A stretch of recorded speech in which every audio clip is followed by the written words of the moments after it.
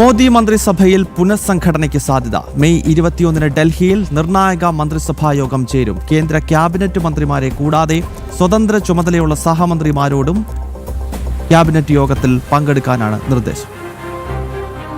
2024 June 10 അധികാരമേറ്റ Modi സർക്കാരിന്റെ രണ്ടാം വാർഷികം അടുത്തിരിക്കെ മന്ത്രിസഭയിൽ പുനഃസംഘടനയ്ക്ക് സാധ്യത.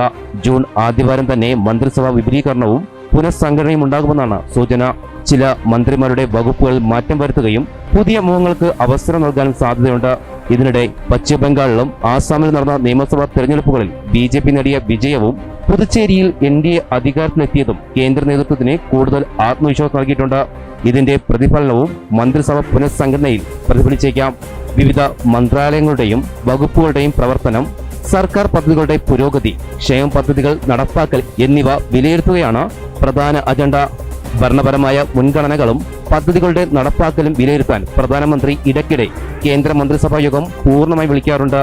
എന്നാൽ ഇത്തവണത്തെ യോഗം മന്ത്രിസഭാ മാറ്റങ്ങളുടെ മുന്നോടിയാണോ എന്ന ചോദ്യവും ഉയരുന്നുണ്ട്. ജനം, ഡൽഹി.